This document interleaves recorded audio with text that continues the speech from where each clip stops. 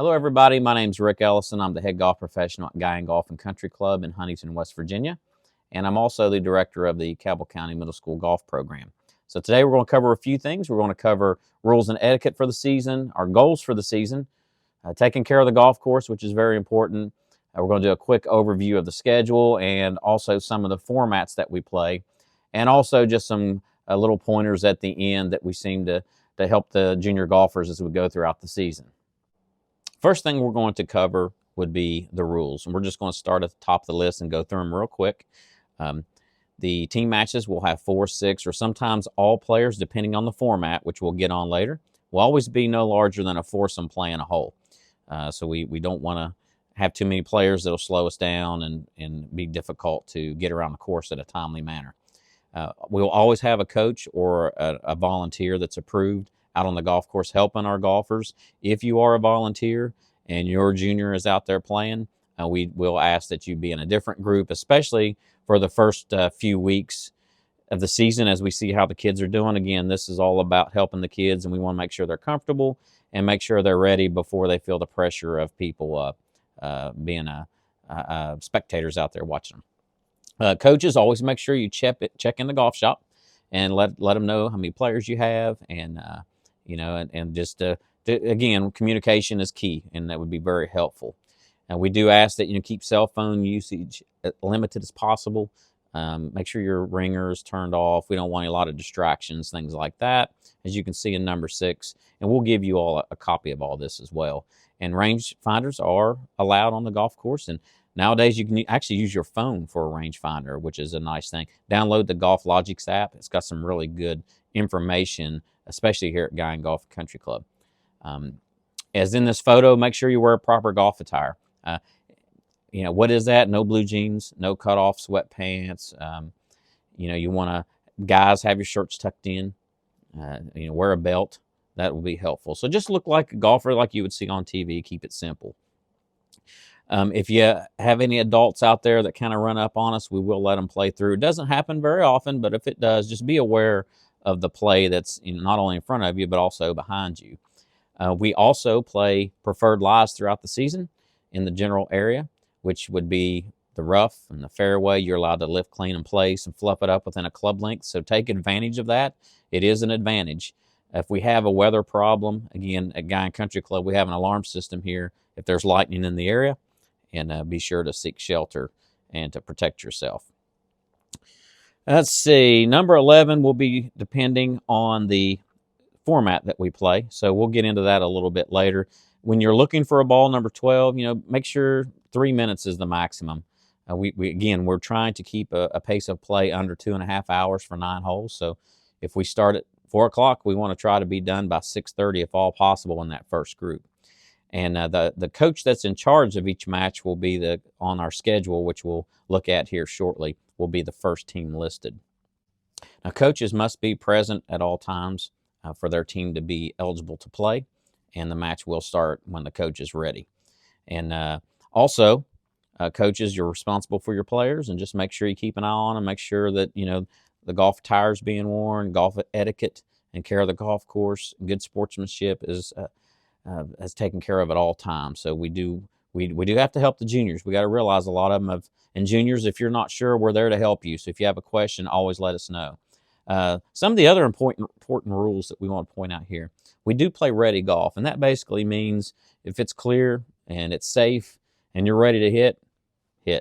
That will help us with our pace of play. If there's any chance that anybody's in an area that could be hit with the ball, you make sure that you wait. And obviously, yell 4 if there's a golf ball heading their direction. Try to limit your practice swings. We don't want to tear the ground up, obviously, but the main thing is, again, pace of play. So just kind of be ready to hit your shot when it's your turn. And one of the other things that we do to kind of help with pace of play, if you hit the ball out of bounds, which would be the white stakes, we do allow you to take wherever it crossed the out of bounds, take 2 club lengths from that location and take a 2-stroke penalty that's equal to the distance the ball was lost or out of bounds. So again, that helps us with the pace of play. And you can actually take it to the fairway, by the way. You get 2 club lengths in the fairway. So for example, if you hit a ball out of bounds and you want to not have to re-tee, you can actually go up and go to where about the equal distance from where it went out of bounds and you can lift, clean, and place from that location. We also play continuous putting, and that just helps us with pace of play. That means when you hit your first putt, instead of going and marking it and putting it in your pocket and waiting for somebody else to go, we just ask that you just go ahead and putt out and finish to help us with pace of play. And we also have a double par maximum on each hole. So if it's a par 3, the maximum score that you can record would be a 6. So again, don't forget preferred lies, bump the ball, lift, clean, and place it, do whatever you can to give yourself a good lie. We're all about helping the kids play better, and we want them to have fun. So just try to follow some of these rules, and I think that'll help. The next thing I want to talk about would be our goals for this season.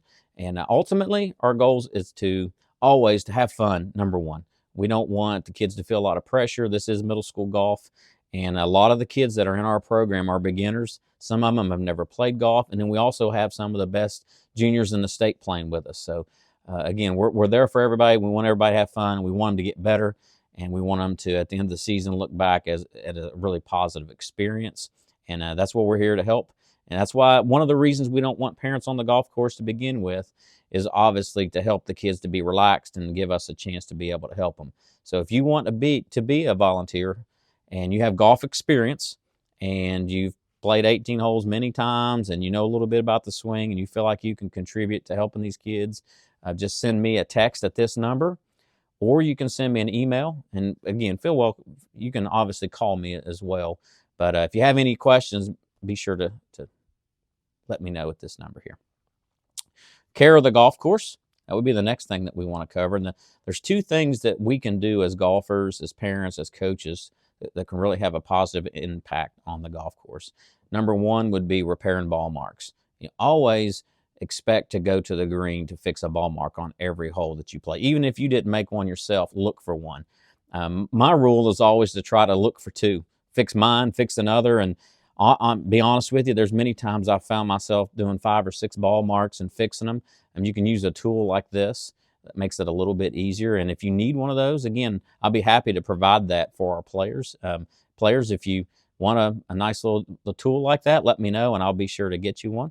And also, coaches, you do have, a lot of times, at least at Guyan, you have sand on your cart. So if the players take a big divot in the fairway and they make a large mark, take that sand and use it. And I always try to make sure when I have a cart and I'm out playing, I always try to make sure that I empty both of my sand bottles at all times. So be sure to use that sand, empty it, look for if it's not your divot and you have the sand, go ahead and fix somebody else's. Again, the golf courses will be really appreciative of that, and we appreciate the golf courses allowing us to play. This year, as you can see with this new schedule, it's color-coded. We have what we call junior league matches. We're going to have a 2-player team scramble, and we also have listed in here in blue the clinics with Cole, and he is our apprentice assistant instructor. He's played for Marshall University. The kids will really like him. And then if it's in black, the coaches will pick what kind of format they play. The new format this year, which I'm excited about, is junior league matches. And what I like about it is all the players on the team can participate. So in each match, each team, their match will be divided into 3 holes. So first 3 holes, second 3 holes, third 3 holes. So each 9-hole match will be 3, 3, and 3, worth a point in each of those 3 segments. So a team that would win the 3 holes would get 1 point, and it is a 2-person scramble. And this is what's good about it.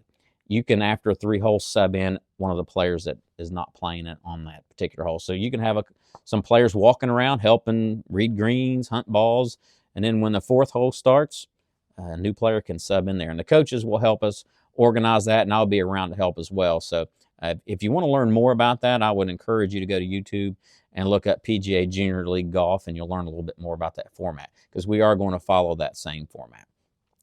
If it's in this kind of pinkish color on the schedule, that is not junior matches, so the kids that will play in the match will play all 9 holes.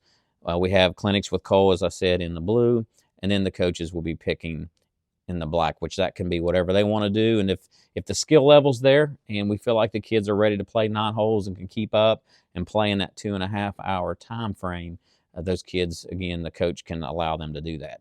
If the coaches decide they want to play junior league golf or a 2-man scramble or whatever, it's perfectly fine. And we're here to help. Now, in the month of May, which is the second half of the season, at this point, will parents be allowed on the golf course to be spectators? Possibly. We're just going to see how things go. Again, it's whatever's best for the kids. But what's important is the very last tournament of the season, which will be held here at Guyan Country Club on May 13th. And we'll have a cookout for the kids. We're going to invite all the teams, all the kids that played, and they will play their own ball the entire 9 holes. So it'll be an opportunity for them to see how they've improved. And we will be playing the USGA rules of golf throughout that entire event. So I'm looking forward to that one as well. Okay, last but not least, tips from the pro. And I also want to be sure to let you all know this, and this is my phone number again. This is my cell number. Texting is the best way to get a hold of me. If you have a question about anything, feel free to send me a message and ask that question. I'll be happy to answer that. If you need to actually talk to me, you can call me, and if I can't answer the phone, I will give you a call back. But I want everyone to have that number, and that goes for parents, coaches, junior golfers, any of you all. Be sure to save that phone number, and I'll do my best to help you. But some of the common problems that I see throughout the season is the preparation of the kids. So as you can see, I wrote down a few things here that I thought might be helping you. Number one, always be prepared by bringing a drink with you to the golf course and a snack to keep in your bag. So many times the kids get thirsty, or they've had a long day at school and they didn't eat anything before they came to the golf course. Just make sure to keep some granola in your golf bag, or something that, not necessarily junk food, but something that will help you with your energy and that kind of thing. Also, make your golf bag as light as you possibly can. Only carry the golf clubs that you use. Don't carry 30 golf balls. Don't carry things that you're never going to use. Make it to where carrying your golf bag is easy and you can keep up easily. So I would suggest that go through your golf bag and make sure that it's as light as you can possibly make it. A sunscreen. Always make sure to wear sunscreen. You don't want to be like me, all these age spots that I have so early. But caps are great. Sun hats are really good, and I would suggest that you wear that. And then, make sure you're ready the day before. Before the match, the day before, the evening before you go to school, make sure you check to make sure you have tees and golf balls. If you're bringing sunscreen, make sure it's in your bag. If you want a towel, make sure your towel's clean and ready to go. Clean your clubs. So many of the kids will show up with mud all over the golf clubs, and I always suggest, to maybe get some soap and water and get in the sink and kind of clean them up. So that'll be something that will help them. Just be as prepared as you possibly can. We want this to be a positive experience. We want you parents to enjoy it. And again, we're going to start out no parents on the golf course. And we do ask that just drop your kids off at the golf course, especially here at Guyan, and we'll make sure that they're taken care of. We want the kids to feel comfortable, and we want it to be a learning environment. And hopefully as the season goes along and we feel like we're ready, we will send a message out to everybody and say, hey, today we're going to allow spectators on the golf course. But to begin with, we have so many beginners in our program, and we have some really great players. I know we have a couple of kids at Barbersville that are very experienced. And when those kids are out there, we want them to be able to help the others that are new to the game. So again, it's all about having fun and getting better. So if you have any questions, send me a message. I'm looking forward to getting started on April 1st. And the coaches will give you all this access to the schedule and the rules that we'll play throughout the year. And if you want to volunteer, again, contact me and let me know that you have experience. You're a seasoned golfer. You've got a handicap. You know what's going on. And I'd like to help. And we would really appreciate you all helping us. So again, see you soon, and looking forward to getting the season going. Have a great day.